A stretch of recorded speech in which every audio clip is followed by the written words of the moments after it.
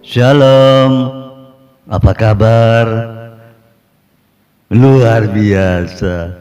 Pagi ini semua sehat-sehat, segar, karena semalam tidur dengan pulas. Mimpi indah. Oh, luar biasa Tuhan kita.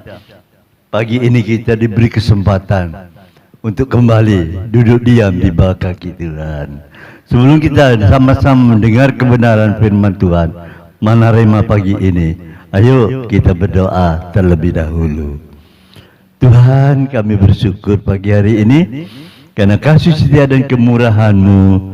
Tuhan memberikan tubuh yang sehat sehingga kami boleh datang di bawah kaki Tuhan sebelum kami melakukan segala aktivitas sepanjang hari ini.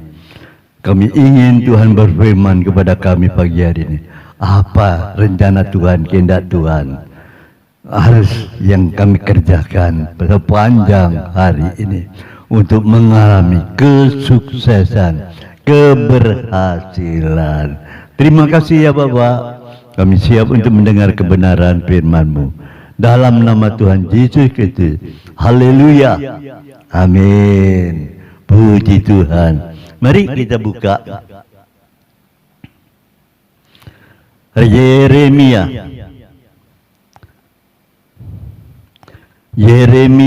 29 ayat 11. Yeremia 29 ayat 11. Sebab aku ini mengetahui rancangan-rancangan apa yang ada padaku mengenai kamu. Demikianlah firman Tuhan, yaitu rancangan damai sejahtera dan rancangan bukan rancangan kecelakaan, tapi untuk memberikan kepadamu hari depan penuh harapan. Ada padaku. Tema firman Tuhan pagi ini, ada padaku. Ada padaku, kata firman Tuhan. Apa yang ada pada Tuhan, itu yang perlu kita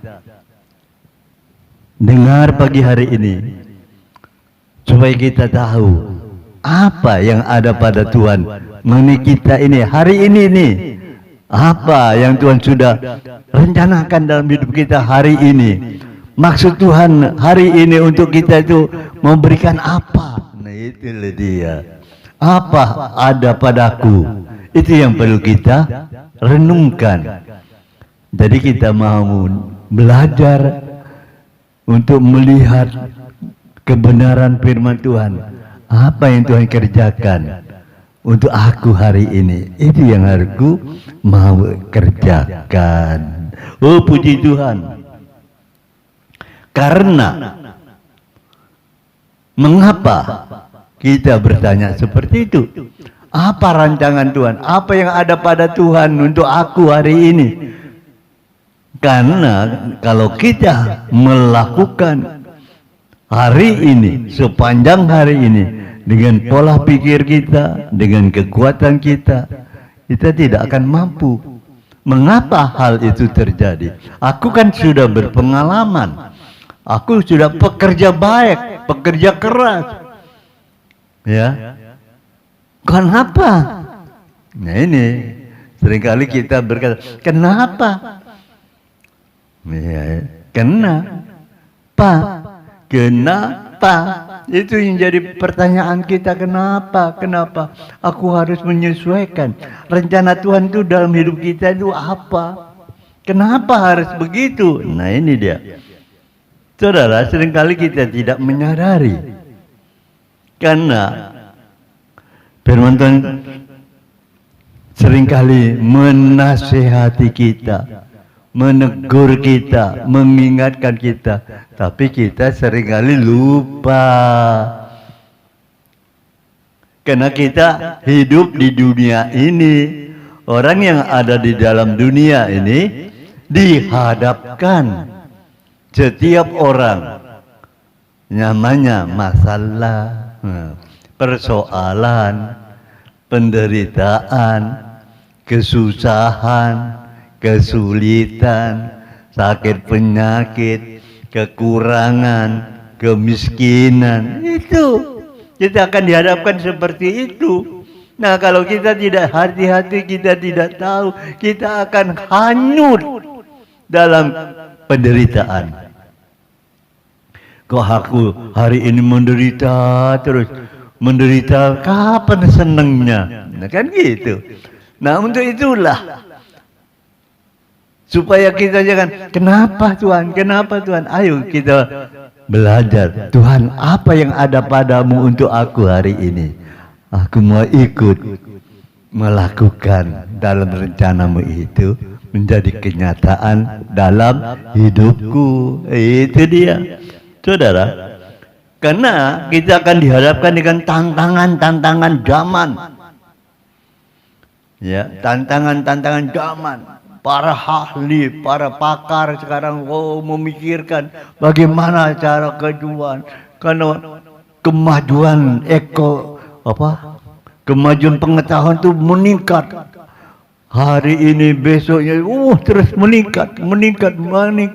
Canggih, lebih canggih lagi. Terlebih lagi ada canggih. Ya. Saudara, ini pengalaman saya. Ya, pernah satu ketika saya pergi makan. Ya, makan enak lah, makan enak. Kan kita harus bayar. Saya keluarlah bayar.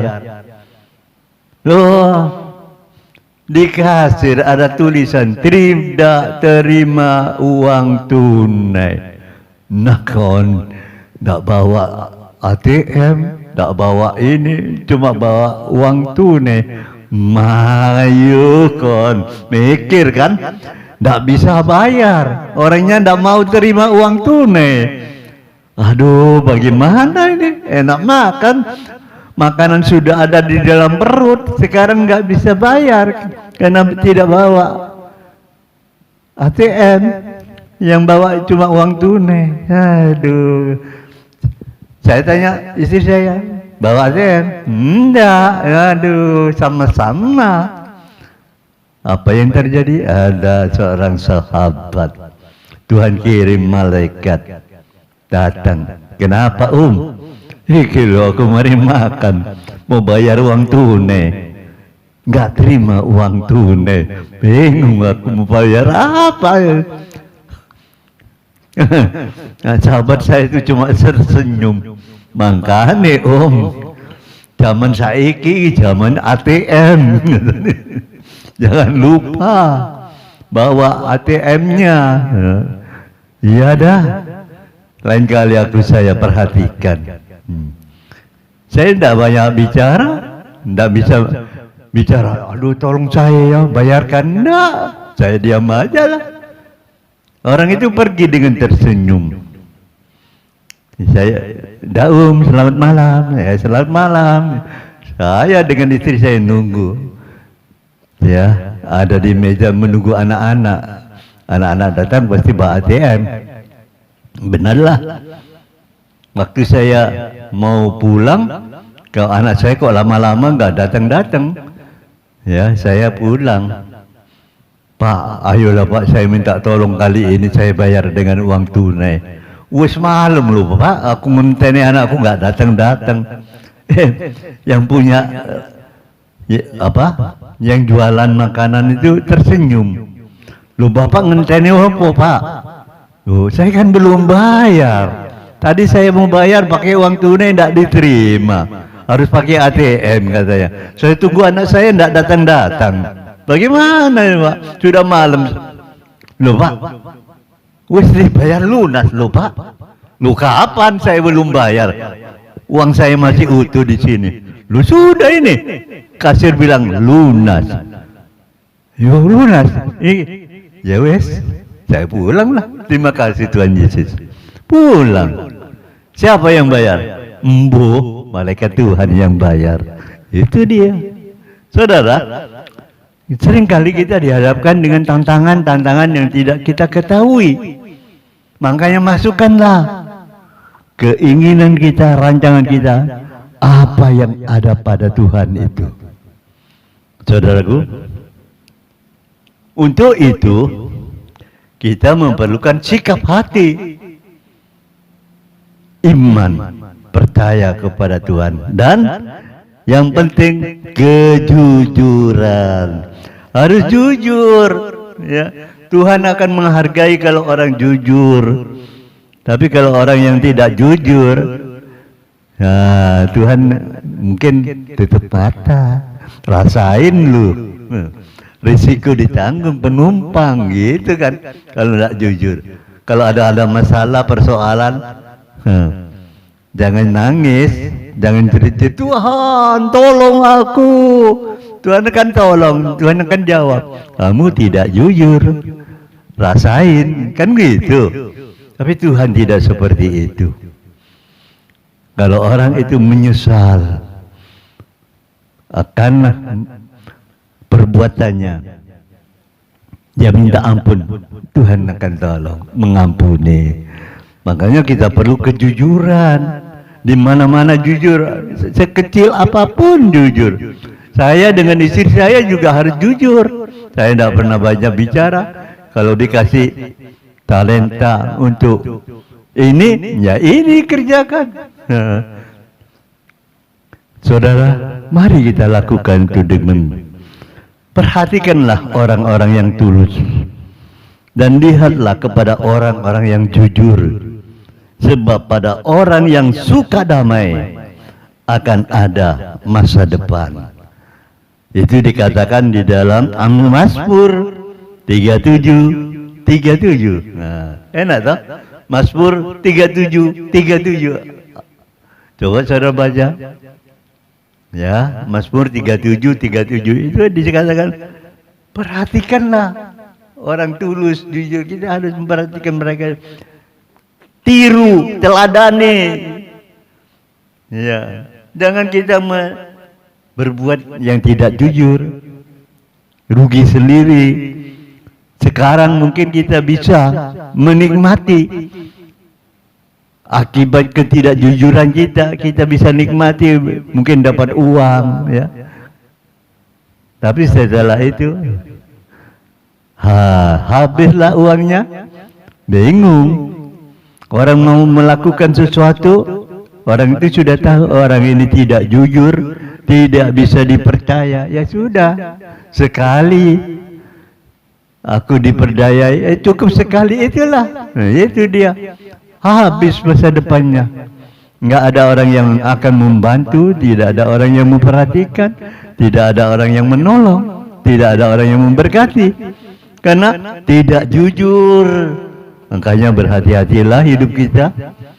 Kalau engkau mendapatkan kejujuran, kau mendapatkan kepercayaan, pertanggungjawaban itu di hadapan Tuhan dan di hadapan manusia. Ya, jangan main-main. Sekecil pun, ya, kita harus jujur. Diminta atau tidak diminta, kita harus berkata, harus memberikan pertanggungan jawab. Itu dia orang yang jujur.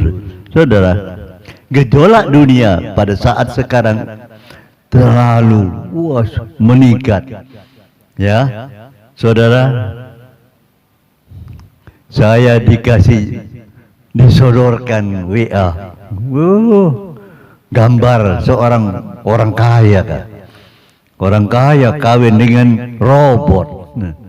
Loh, kok bisa punya anak? Saya juga heran, kok robot bisa kawin sama, kok bisa punya anak? Terus cucu saya bilang, itu bukan aslinya, bukan aslinya, Kung. Itu film, Kung.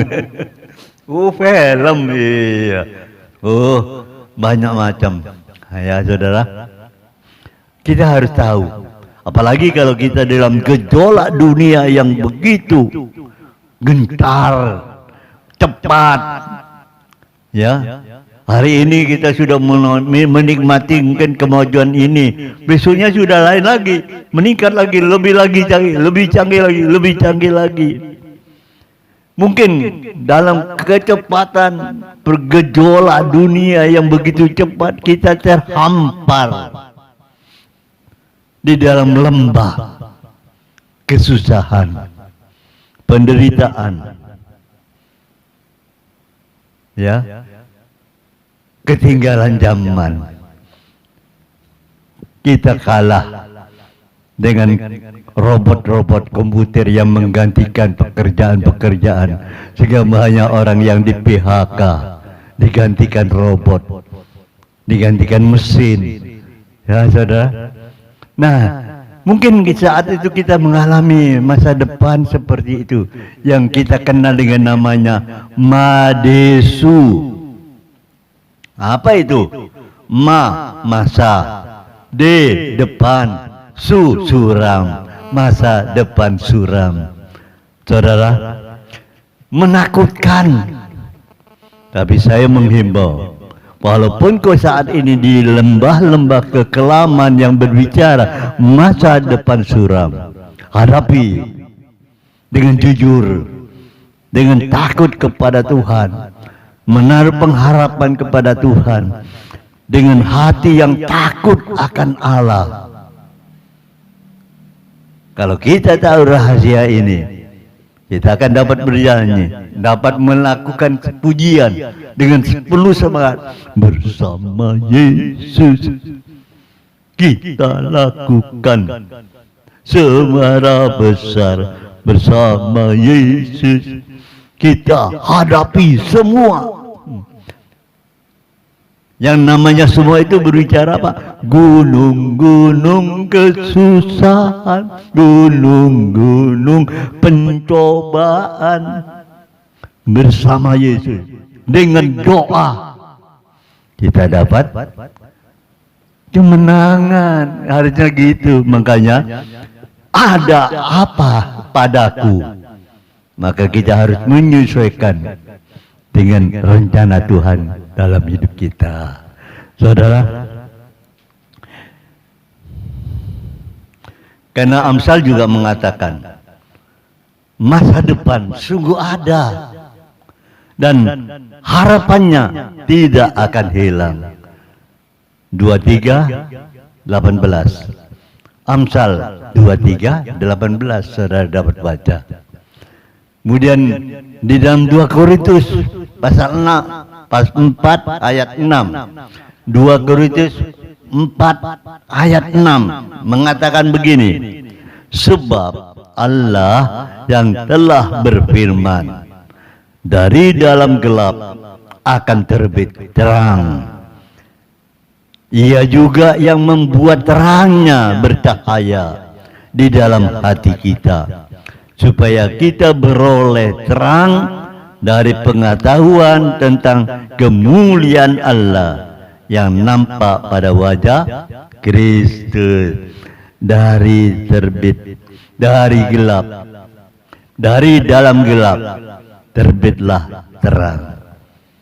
Dari masa depan suram, kalau kita tahu masuk dalam rencana apa yang ada pada Tuhan, terbitlah terang dalam hidup kita. Amin. Amin. Firman Tuhan. Mari kita berdoa. Kami bersyukur Tuhan, Engkau baik, sangat baik, terlalu baik. Dari itu kami mohon kemurahan-Mu menyertai pendengar Manarema, sehingga dia dapat boleh kasih karunia daripada Tuhan.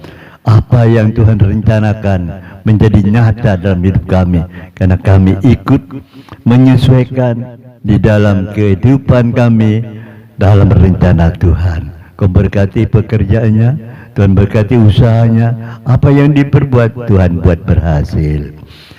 Tuhan, kami bersyukur Tuhan juga memberkati bangsa kami, Republik Indonesia. Tuhan juga memberkati gereja kami, GBBS. Tuhan juga memberkati kita semua, Pak. Pagi hari ini sampai Tuhan datang kali kedua, memberkati kami, anak-anak kami, cucu-cucu kami. Haleluya Tuhan. Di dalam nama Tuhan Yesus kami ucap syukur. Haleluya. Amin. Selamat bekerja. Tuhan Yesus memberkati.